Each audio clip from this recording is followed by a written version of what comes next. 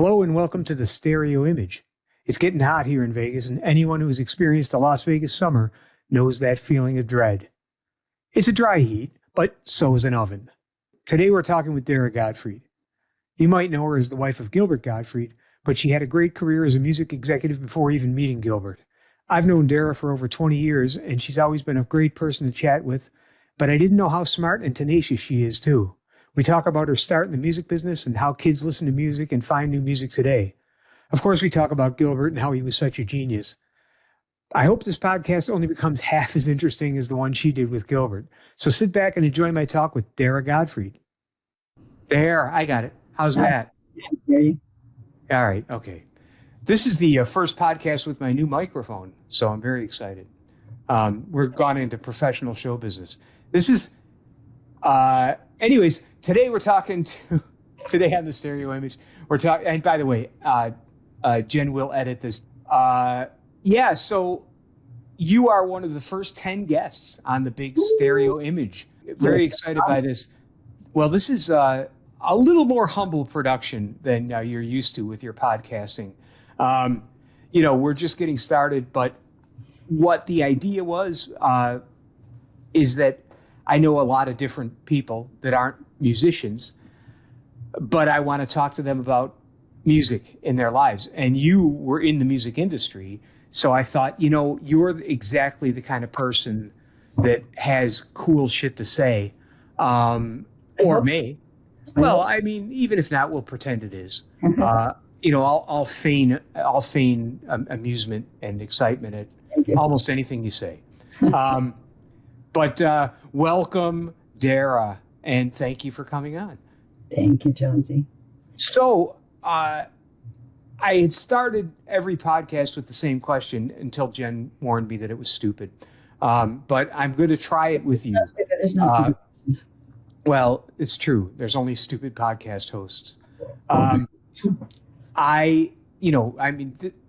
Again, podcasts being a new thing, I'm an early adopter. Okay. So what I'm curious about is talk a little bit about growing up and hearing music around your house when did you realize that music was going to be more a part of your life than the average person? You know what I mean? That's definitely a question I can answer. Yes. I'll try not to make it too long-winded, although this is talk as long as you want. Well, let's see. When I would say my earliest memory of loving music was probably around the age of 4. And my parents we had a 4-bedroom house, and the 4th bedroom was the music room. Ooh. Yes, it was dedicated to music. Were your parents, did they play an instrument or anything, or were they? No. They were just hippies. Cool. They were kind of more, I would say, like mainstream hippies. My mom was also a dancer, and anyway, we had this green shaggy carpet and these coffee tables that were lucite that lit up, that had lights. Peter Max wallpaper. No kidding. It was super cool, and we had a statue of a peace sign. And this stereo with the big, huge speakers, maybe clip speakers. I don't remember exactly, but amazing collection of albums. Mm-hmm. And I remember as a kid sitting there, I would get my pillows and my blankets, and I put my head right next to the speaker, and I put on Cat Stevens, or The Divine Miss M, or Tapestry. Wow. Yeah, and I would sit there for hours listening to my dad's old albums, and I loved how it made me feel. I love that you refer to them as your dad's old albums, because those were all contemporary albums when I was a kid, But it's amazing that your parents had such a varied taste. My friend John watched a couple episodes of the podcast, and he said, Jonesy, everybody on your podcast has gray hair. And it's, part of it is because that era seems to be when you went to a record store and bought a record and it was an event and you brought it home and you listened to it and played both sides of it over and over again. that's people my age, you know, or a little bit younger. That's gone now, you know. I mean, so different now. I have yeah. two, you know. I mean, I remember my first album I bought was Men at Work when I was in sixth grade. And Australian. Yeah, I know, right? And then what happened was my mom had this friend, Susan, who moved down from New York to Florida, and she loves my mom. And she had this crazy pink hair, and she was really funky. And she had worked on Saturday Night Live as the voice director or something when Paul Schaefer was the music director. And she was a singer and a session singer, and she toured with ELO and with Jimi Hendrix. Wow. Oh, geez. Was best friends with Ellie Greenwich. And I was 12, I guess, and she introduced me to the Wall of Sound and Ellie Greenwich and Paul Spector and Phil Spector, yep. Paul Schaefer, Phil Spector. Same thing. You know, oh my God, Darlene Love, the Crystals, Bobby Stock, Blue Jeans. And I became obsessed with the old, that whole sound of the 60s. And I would to this record store called Y&T Records when I was a little bit older, and I got my driver's license, and I'd hang out at the record store and buying all these old albums, and you couldn't believe this kid in high school was into this like old music from the 60s. Right. It really like shaped my life because she was from New York. I'm like, I want to live in New York, you know. Right. Now, so you grew up in Florida? Yeah. Yeah. Oh, okay. I see. Yeah, I always think of you as a New Yorker. You know what I mean? Or, you know, Long Island, the typical. No. You know, I'm jumping around a little bit, but Paul Schaefer, that whole scene, he was really instrumental in bringing back a lot of the people that had sort of fallen by the wayside, you know, from the 60s and 70s, and you know, all the Blues Brothers band stuff too, with all the guys from Stax Records and the great soul guys, and his love for that music really shaped a lot of the Saturday Night Live band, and it's really good. So so you're in Florida and you're digging the Ronettes, and what happened next? I mean, what happened next was that I never knew that you could make a career out of this. You know, I'm a kid. All I know is I love it. I had no idea what opportunities there would be. And then I go to college to study accounting. And Really? That shocks me. You know, most people just dive right into accounting, and they just. I love math, but I did not like my accounting classes. And my dad's like, "What do you want to get involved in something at this school? What do you like?" And I was like, "I love music." So I figured I'd go work at the radio station. And then I still didn't know what career that could be a career, and I transferred schools, and there was this one night that I went with my parents' friend to a diner in the city, and he runs into a friend of his, this guy Bruce, and I start talking to Bruce, and Bruce worked at Atlantic Records, and I was like, "Ooh." I said, "Ooh, what do you do?" He said, "I do radio promotion." I was like, "What's radio promotion?" I said, "That's a job?" He's like, "Yeah, I you know," and he ran the rock department at Atco Records. Oh, sure. And I said, "Can I come work for you over the summer? Can I intern for you over the summer?" And worked really hard to make enough money to come to New York for the summer. I made up T-shirts, and I sold T-shirts, and really, yeah. I went door to door begging people to buy my T-shirts so I could come to New York. What were the T-shirts? What was the message or the artwork? I'm a little embarrassed, but it sold really well. Good. There was this, remember it was the whole, this is your brain on drugs? Yes. Okay, I never did drugs. I never, ever did drugs. But okay. Other people at college did, you know? Really? I went to music school. There were no drugs there at all. So I came up with an idea where it was just a yellow circle with the outline in black, and it said, "This is your brain." So it was just like nothing. And then under that, it's the same yellow circle with a happy face, very simple. And it said, "This is your brain on drugs, University of Colorado." Yeah. So like Ooh, I made thousands of dollars. you could sell those today. Yeah. And I went door to door and begging people, I have this No, internship in New York. I need to make money so I could go. no kidding. Oh my God, that's great. And then I So, came to New York and I interned at Atco Records over the summer. And then this would have been like in the late 90s. that was 90. That was 1990. Okay. All right. And anyway, I discovered that was actually a job, and I loved it. And I ended up interning when I went back to college with the college rep in Colorado, and then I did a big project for MTV. And So you made your own way from Colorado to New York. Yeah. On T-shirt money. Yeah. This is awesome. This is wow. I didn't know. Wow. And I was so hungry. I was like, I need to do this. And right. My parents weren't going to give me money. And I was like, I need to do this. I really want to do this. But I had such like passion and work ethic. And I hope the kids nowadays still have that, because it worries me. Well, yeah. Well, I mean, if there's something, yes, that's the eternal question. You know what I mean? If I was probably, I want to say in the third grade, when I knew that what I wanted to do was play music for the rest of my life. Wow. And I mean, that's really early, but yes. What happened was, which is not representative of this at all, because one of the things that drove me, my piano teacher telling me that he never got up before 10 a.m. And you like it?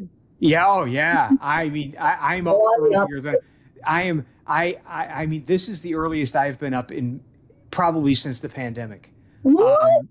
Yeah. I go to bed at 5, 6 o'clock every day. I'm up. This is the best. There's a 5. No. I go to bed at 2 or 2:30 in the morning. Oh my God. And then I get up at around 11, and then I do my daily workout and all that stuff. But so 8 o'clock. I mean, I maybe I've gotten up this early for a flight somewhere in the past couple of years, but I don't remember it because it was such a miserable experience. Well, thank you. But so he told me, oh no, thank you. But he told me, Kevin Kennedy, he was a kind of an ostracized guy, because I went to Catholic grammar school and Catholic high school, and he wasn't ostracized, but he had left the priesthood to get married, which I took as a sign he was normal. But he was a great piano teacher, and he was a wonderful guy and dear friend. And he said, oh, I never get up before 10 a.m. And I said, this is the job for me. I don't want to ever. I mean, the first thing I did in college was, add drop day, drop every morning class and add an afternoon class. Wow. It's built into my DNA to be up. As I say, I tried to go to bed at 1 a.m. 1:30 this morning, so I would be up and fresh faced for this. My God. And no chance, But anyways, I got off on a tangent, which is hey, it's my podcast. But so my point is, I think where before I went off on this tangent was that I think if you find something that you fall in love with, but most of the kids that I went to high school with, they had no idea what they want to do. And they sort of just drift into something. And people say, college is worthless and it's not worth your while and it's just a waste of money. I think that's not I don't think that that's what college exists for.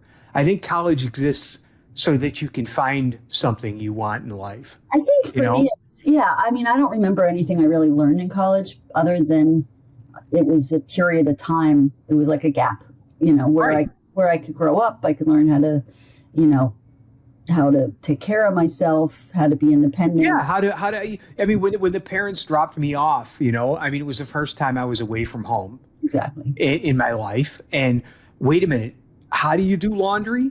Right. I mean, I watched my mom do it.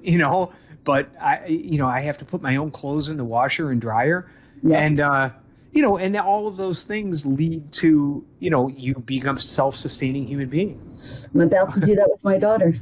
There you go. I know. That's right. Unbelievable. I mean, she was just born like 2 weeks ago. So how the hell can she be in college? It's crazy. She's going away. It's crazy. Oh, man. I went to Berklee College of Music in Boston, and my parents lived in Buffalo, New York. So, we drove down, my brother and I and my mom and dad. And, I never forget, I'll never forget, like, my father gave me an AT&T calling card so I could call them, every day. And he said, look, I know you're not going to want to call every day, but just call for a minute to say hello, know. And so and there was outside my dorm room was a payphone, and you got on the payphone and you called mom and dad every day. And I called my dad. He said, yeah, your mom cried all the 8 hours back to Buffalo. She cried the whole way. So expect to be in tears when she leaves. Totally. I know. But so you finish college and you make your way to the Big Apple, or what happened? So I finished college. So my senior year, I had changed from accounting to marketing. That's. I decided I kind of should have just majored in accounting. Now I think about it, because it probably then I could do my own taxes, and it's kind of useful. Yeah. At least it's some people, but whatever. It's a skill, but you don't want that skill. Nobody needs. I mean, there are accountants for a reason, and you don't want to. You don't want to be one of them. Apologies to any accountants out there. So I was a marketing major in my senior year. I took this market research class, and they assigned us companies to like real companies in Denver to do research for, and I looked at that as an opportunity to get a job in New York where I wanted to be. So I said, can I find my own company to do research for? So they were like, oh, well, I guess so. So I cold called the market research department at MTV. And I said, I'm a college student and I'm interested in doing a free research project for you. And they agreed. And they said that we've never done this before, but sure. Okay. And I worked with this woman, Marge, all semester. And I came up with this questionnaire, 7-page questionnaire, and I gathered free CDs. CDs were a thing at the time. Promotional CDs from all the record reps, and I set up a table at the student union, and I said, anyone that fills out this questionnaire, I'll give you a free CD. So hundreds of people filled it out, and gathered all this great information, and I put together a big book like this big of graphs and blah, blah, blah. And I told MTV, I flew to New York again to present my project, and they set up a conference room, and catered it. And it was really cool. And I was going to get a job. And I told them that they should start a thing called MTV News. Basically, I had to sign off sign off everything that I did to them. I did not get a job with them, but I did. What I did was, do you remember TV Tunes? It was called TV Tunes, like on a infomercial on TV. Yes, so I do. Cassettes, and you would put them in for your like answering machine. Right. Yep. Different TV tunes, theme songs from TV. Anyway, so when I was 15, I had come to New York to visit my parents' friends, and he owned a recording studio. So I went with him one night to the studio. I was 15. And I met this guy, Steve, who was recording TV tunes. When I was in college, I looked him up on Nexus Lexus. I don't know if you remember. Oh, sure. Yeah. And I found out that he had started a record label called TVT Records, after TV Tunes. Okay. He had signed 9 Inch Nails and others. Anyway. And when I was coming to New York to do the MTV thing, I said, I remember you from when I was 15. Can I come meet with you? And I brought him my project that I was doing, and he gave me a job right away. He's like, wow. So when it's very little, it was like $18,000 a year, But I had a job, and I graduated in the music business, and I came to New York, and I worked there, and then ended up leaving there and going other EMI and then other labels. Right. But it's that sort of, you really have to, create your own path, I think. You can't absolutely. But, I'm fascinated by the fact that you get to New York and you're working for TVT with the big paycheck. Not really. No, I'm joking. But I understand at a basic level what your job was. radio promotion and things like that. But I It mean, wasn't TVT. oh, He didn't hire me. He didn't hire me to do radio promotion. That's what I wanted to do.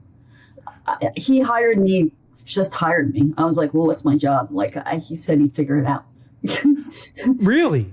So that's even better. I mean, well, no, that's serious. I mean, it's serious. So he saw something in what you were doing that led him to understand that you were serious. So he hired me, and then when I got there, I'm like, okay, what am I doing? And he said, well, I haven't paid my royalties in X amount of years. He said, so again. So he said, can you go back and figure out how much money I owe? Wow. I'm like, oh, okay, I guess so. So I had to teach myself how to do royalties. Oh my God. And that's a complex, I mean, and by the way, I believe that might be the first label owner in history that ever asked that question. So how can I figure it out how much money he owed and blah, blah, blah. And then I ended up leaving him because he was horrible to work for. Okay. And I got a job in the royalty department at EMI doing royalty. That's EMI. That's Capitol Records. That's the Beatles. That's the British label, right? I mean, and then so when did you sort of get from being in a back room figuring out we owe, Joe Blow 17 cents for his because I've gotten royalty payments for 17 cents. Oh yeah. So what was the next step? I mean, I was there for I guess a year. So I left TVT after like 9 months because he was very difficult to work for. And I went to EMI and I was there for, I don't know, a year or so, 2 years. I don't remember. But I reached out to the head of, at EMI, I reached out to the head of radio promotion. And I said, this is what I really want to do. I got stuck doing royalties, but this is not really what I want to do. I want blah, blah. And they met with me and it was wonderful. And then it happened that the person who I used to, Val DeLong, who I used to work for, intern for back at Atco Records when I was a kid, she was going to start with Jason Flom, a new record label called Lava Records. Oh, okay. She needed an assistant and she was doing top 40 promotion, radio promotion.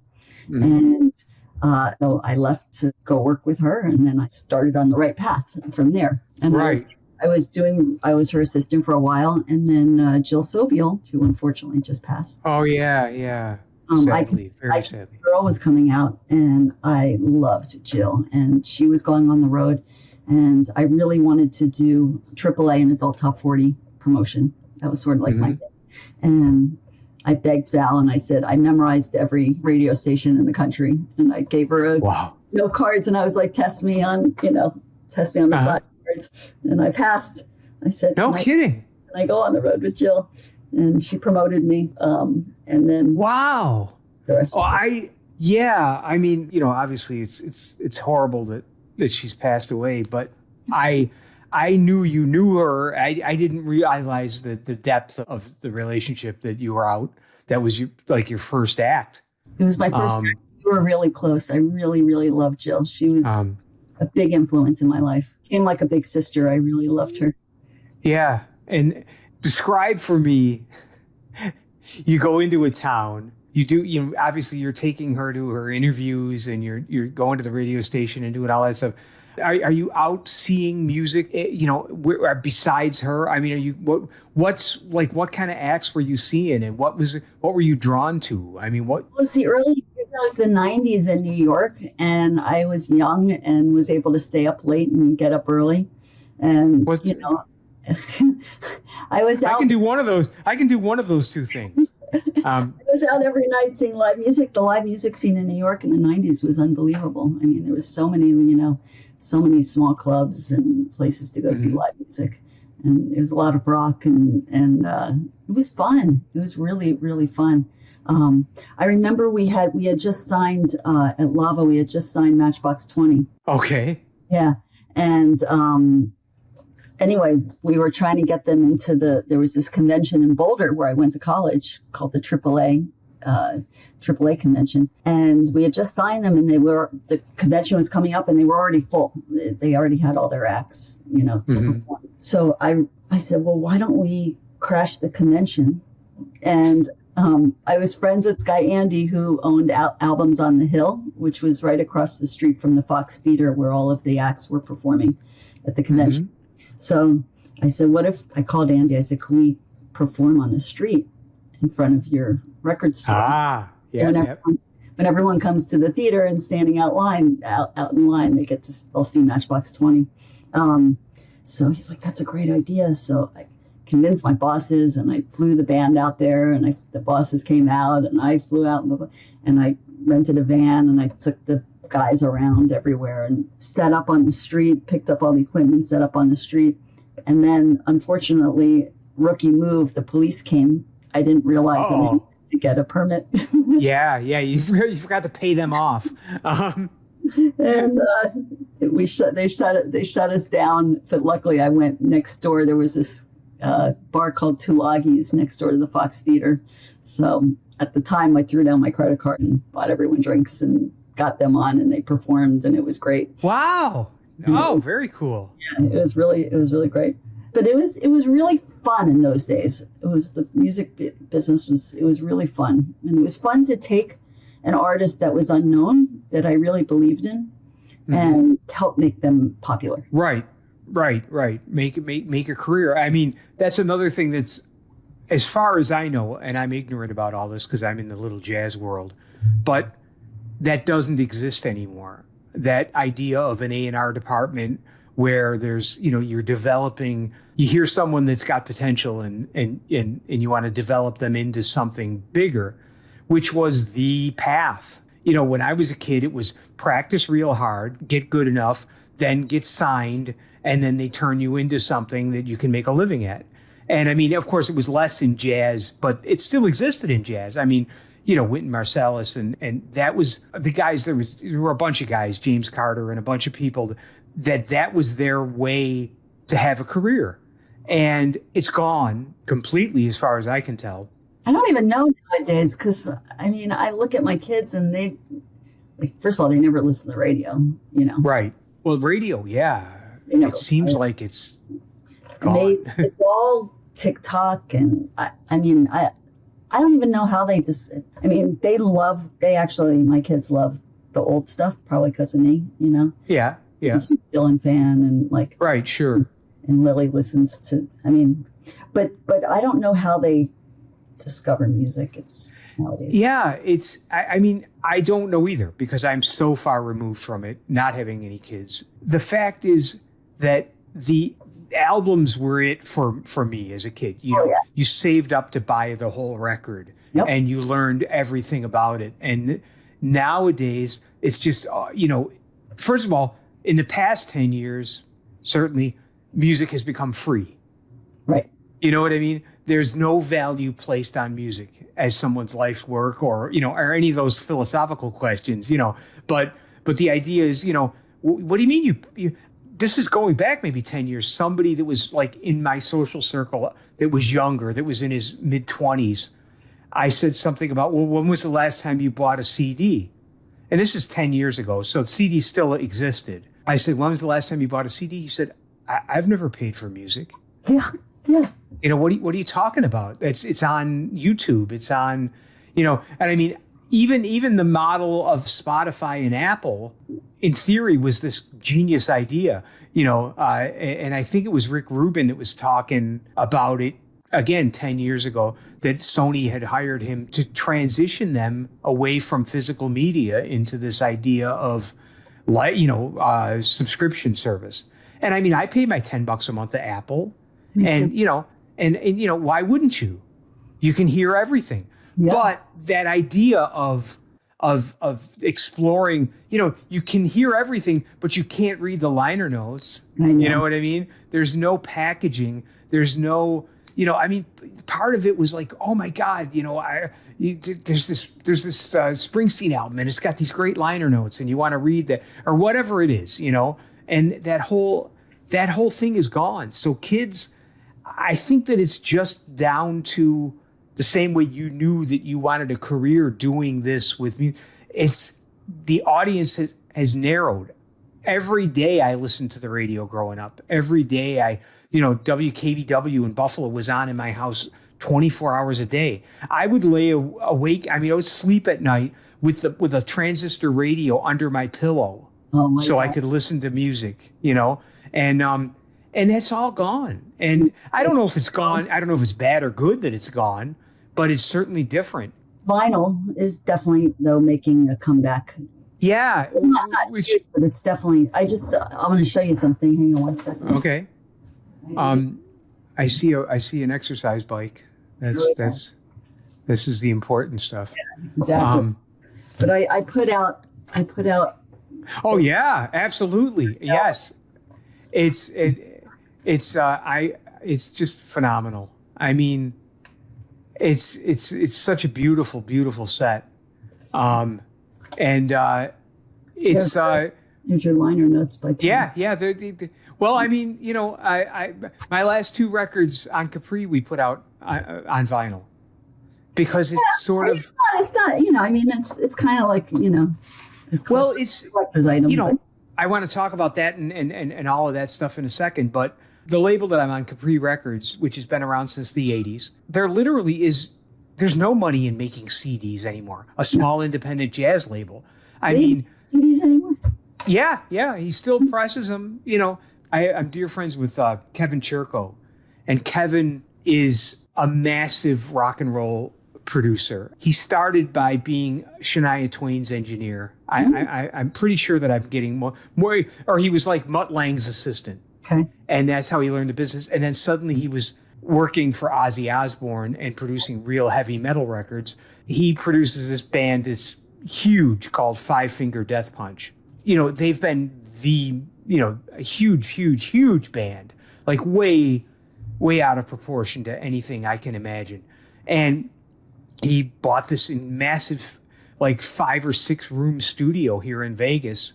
And he's a great, him and his son, Kane Churko, are like their production skills and their way around a recording studio is like, I hesitate to use myself, but like Andre Segovia playing guitar, watching them work Pro Tools. You know what I mean? It's just this level and anyways, but he told me, he said, here's how we make money.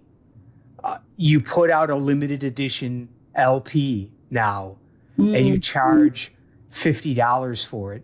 And he said, and we get these bands that have 10,000 followers or 50,000 followers and they all buy it. And all of a sudden you've made all your production costs back.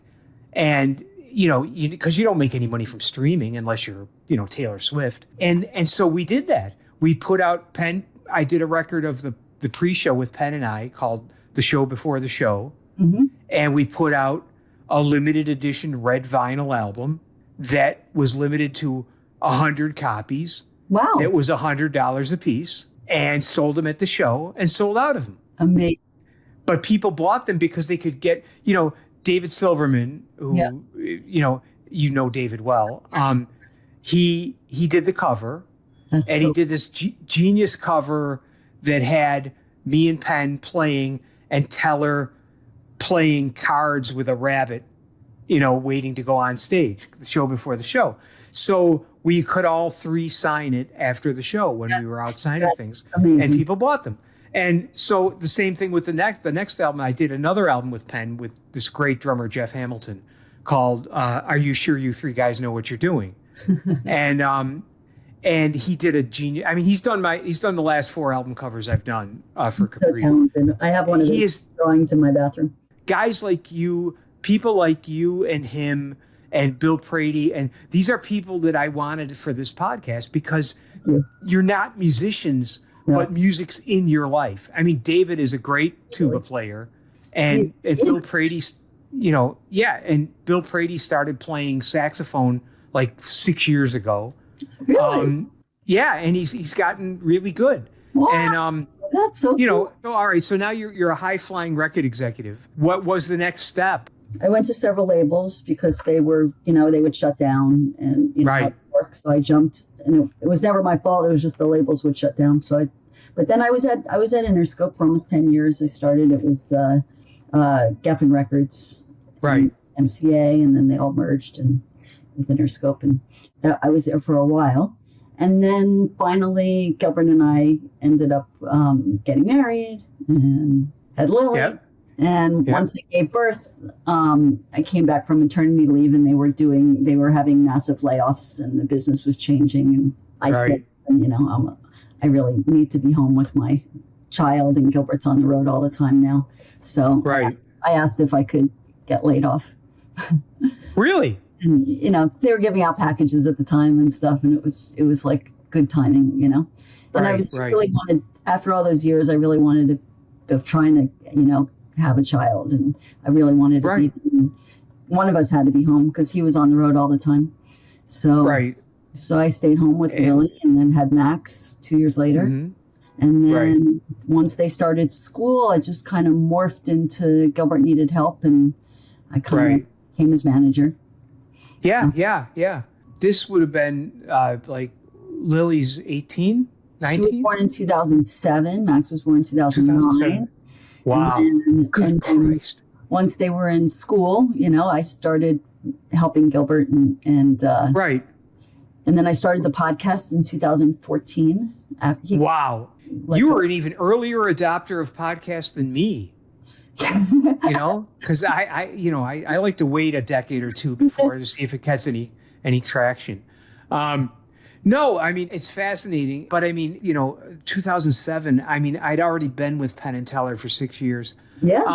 I mean, I remember, I remember, Penn's kids being born, and I remember just being thrilled to hear that you guys had Lily, and because I knew how much you wanted it. It seems like I can't imagine myself procreating at any time, but it's and now she's off to college. It's crazy, isn't it?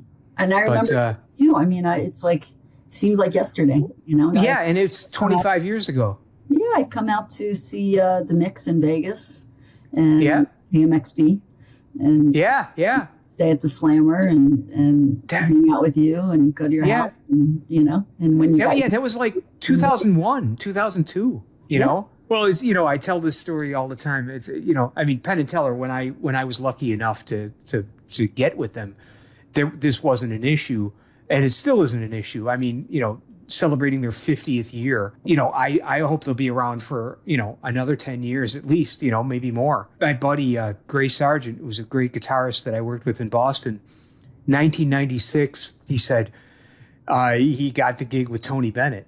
We were sitting around because I was working with him every night. And I said, well, you might as well do it. I mean, how long is he going to keep going? It's like, 35 years later, he's still got the gig, it was just ridiculous, or 25 years, but it was wonderful. But, but I mean, it's just to say that time goes so fast. It really does. It really does. I mean, it's crazy. It really need to enjoy every second of my life. Yeah. Well, at 8:00 in the morning. Well, I mean, that's part of enjoying life for me is sleeping in. That counts. But that works. Yeah.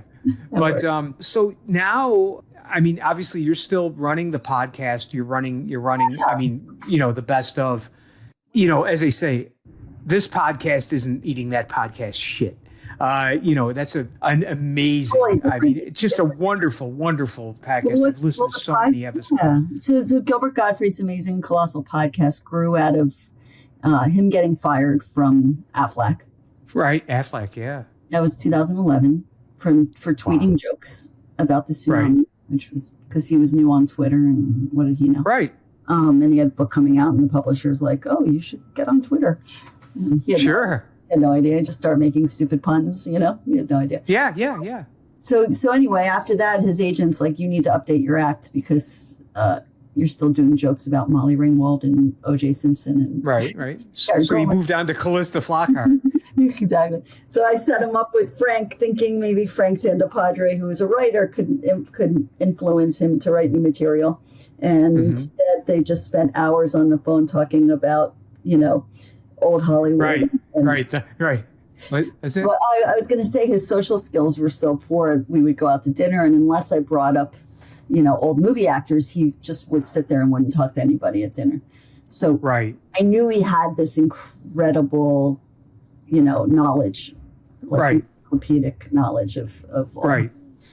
So a light bulb went off in my head when I heard Frank and Gilbert talking for hours on the phone, and I said, "Hey guys, why don't we start a podcast and use this as an excuse to talk to your heroes?" And next thing you know, I'm figuring out. I have actually the video of being on Zoom with Emily, Right. trying to figure out how to record remotely. No kidding. Yeah. Holy moly. I should go back and Well, find- Zoom, that's really early, I mean, I think it was Zoom, or maybe it was. What was it? There was something else other than Zoom back then. Skype maybe? Skype. Yeah. But anyway, and then next thing you know, we're 400 guests we booked every week. Right. Oh my God.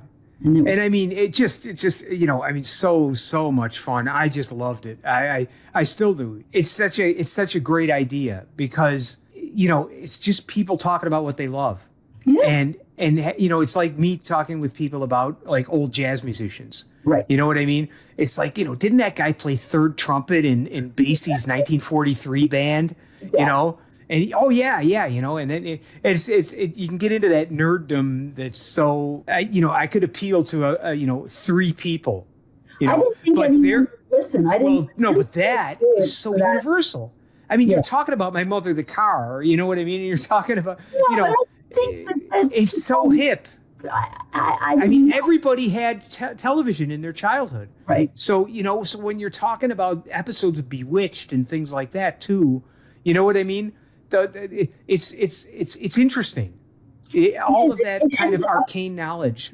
It ended up being interesting, but the goal was never to even appeal to the audience. The goal was just to have fun, Yeah, I'm working on that. I don't want to appeal to the audience. But Like, we didn't really care. We're like, okay, if someone listens, they listen, but we're not doing Right. this to make money. We're not doing this, whatever. Right. We're doing this because Gilbert had fun, and it ended up that they had so much fun that other people liked it too. yeah, well, that was my point with trying to do this, which is way early days still. I'm still trying to figure out what it all is, but the whole point of it was to just have good conversations with people and learn a little bit about them. And the idea of music in their life is just to open the door, because the people that I'm talking to, they went another step. I've met so many people in my life that music is just background noise. They couldn't care less about it. Right. And that's most of the population. But there's a vast segment of the population for which, if you put on a song that they heard when they were 11 years old, it might bring them to tears. That's right. If it affected them back then, that there's a point, and those are the people I want to hear from. You know what I mean? Those are the people that have stories that are interesting. Right. I mean, we haven't talked much about the music that moves you or anything like that, but we're talking about your life and how music played a part in it, But Gilbert, I mean, you know how much I loved Gil. And I mean, there's not I'm not going to say anything that anyone else hasn't said a million times. And, I mean, Penn misses him every day of the week. And I do too, and I wasn't that close with him. But, when my mom died, he got on the phone with me and just, told jokes, because his mom had passed very recently too. And around the same time, Penn's mom and his mom and my mom. Yes. And, I'll never forget that, and God, just a level of genius that, Agree. Agree. I mean, yeah, of course you agree. Well, I mean, you'd have, but I mean, but it's true. I mean, it's not love. It's not like it's like, I just have to be married to Picasso. You know what I mean? It's like, it was that level. And so, and you kept him going and I don't want to get all sloppy and sentimental, but without you, he wouldn't have had, a lot of a lot of, he wouldn't have had anything, you know? Well, and when I met him, he was living in the, in an apartment that he didn't own a vacuum cleaner. Right. He didn't really right. have real furniture. He didn't have. Yeah. And it was disgusting. And I mean, it was actually pretty disgusting. Well, yeah, but that was the life of a road comic, but it was the life couldn't take care of himself. Yeah. You know, a genius. I mean, a genius. Yeah. And I mean, I know plenty of musicians like that, Yeah. I know plenty of musicians like that who lived and died like that. You know what I mean? And never had any kind of, I mean, of course, Gilbert had a lot of exposure before you, but what I'm saying is you sort of shepherded him into I did. a He new, wasn't capable of it otherwise, because I just right. had limitations. You know what I mean? We made a great pair. Yeah, a great team, really. And so I'm really lucky. Someone said to me after he passed, they're like, most people don't even get to experience what you experience, and that you right. 25 years of this, you're so lucky. You know what I mean? Yeah. And it's true. And I mean, it's trite, and it's in very rare cases. I mean, you say that to anyone. Oh, you were lucky to have him so long. Oh, what all that. But and it's always heartfelt. But in this case, you got to fucking touch the sun. You know what I mean? You got to be there with to see one of the greatest minds in comedy in history. It's like early on I was never a Magic fan. You know what I mean? If I saw Doug Henning on TV or Copperfield, I said, oh, that's kind of cool. And early on in my relationship with Penn and Teller, some magicians that I knew were famous, like Mike Close, he took me aside and he said, you realize you're playing in the greatest magic show in the history of magic, right? This is not, you're not playing birthday parties. Right. These guys invented a whole genre of magic. And I knew it, but it's like, I didn't know it to the level. Of course I know now, you know what I mean? Early on, I was like, oh, there's that guy that I saw on Letterman, and he's kind of bombastic and kind of a loudmouth. But at the same time, he came over to the piano and he bought all my CDs, which at that point in my career, which was the lowest point of my career, was like, oh my God, I've got $80. You know what I mean? And I think he may have put 100 on the piano. And I was like, this I can eat for a week, And then all of a sudden, so to be polite, I was like, hey, come to this recording session. I'm doing an album here. And he showed up with Mike Close and all these other people and turned out to be this great guy that was really smart and really funny. Oh, he changed my life. Yeah. I mean, we went out. He said, my mom died and I know your mom died. I want to have lunch with you. Oh. And I was like, what? Okay. And we went out to lunch at the NASCAR Cafe at the Sahara. What year was it? 2001. Wow. And I met Penn in 99. So I remember when he met you. Yeah. And I said, this guy's not what I expected. You know what I mean? I expected Siegfried and Roy. Yeah. I expected some rich magic guy that lived in this castle with a moat. You know what I mean? Or whatever. And he was so down to earth and but also, like I said, incredibly warm and generous and soft-spoken and insightful and all those things. I didn't know Teller as well before I worked with them, but all of a sudden, it's like, hey, do you want to be in our show? And, I'm like, well, what do you need music, jazz, and a magic show for? And he said, I want to play bass with you every night. That's so great. And I said, this is why he's rich and famous, because he thinks about things that in a different way than normal people. That's right. A normal person doesn't play the bass for a year and say, I'm going to get up on stage in front of 1,500 people with a guy that's clearly got 10 CDs out that knows what he's doing. Right. And yet they did it. He looked at playing an instrument the same way as learning the moves for a new magic trick. And that kind of, his work ethic out of the box. It's his work ethic. It's the two of them. I mean, come on, take a vacation. Take a day off. It's amazing. But anyways, Gilbert, at a higher level, I mean, Penn would be the first to say that it's almost an unapproachable level of genius, and I mean, it was one of the things that drew Penn to Gilbert was, you see that fire, you see that 1 in a million, and you want to be around it. Like you, Penn was able to put aside all of the other things, the personality quirks, to be around it. It's I was recording with an unbelievable saxophone player who I will not mention, who had a reputation as being a real pain in the ass. The guy that was owned the label that I was on at the time, he said, well, wouldn't you put up with Bach if he was a pain in the ass? Or wouldn't you put up with Beethoven if he was not pleasant to be around, to be near that? And it was the same thing, So meanwhile, now the podcast is still going. The podcast is still going. And I keep busy, I mean, like I put out Gilbert's album, Well, never had a comedy album. Yep. The comedy album is amazing and just, brings back happy memories. Totally. We never had an album of a stand-up, so we did that. And then I had a big event for the album release at the Hard Rock during the New York Comedy Festival last year, and that was great. Right. Raised money I started a foundation to raise money for research for myotonic dystrophy type 2, which is what. Right. And then I've also, Gilbert's sister, who passed in 2007. Right. Arlene Gottfried, was an incredible street photographer. And yes. Ended up, left us with thousands of vintage gelatin prints that she took of street photography from the 70s and 80s in New York. Right. And I just had a show at the New York Historical Museum that just closed this past Sunday. Unbelievable. Yeah. Well, amazing. And I mean, I've seen a lot of her work. I mean, I'm a hobby photographer myself. Cool.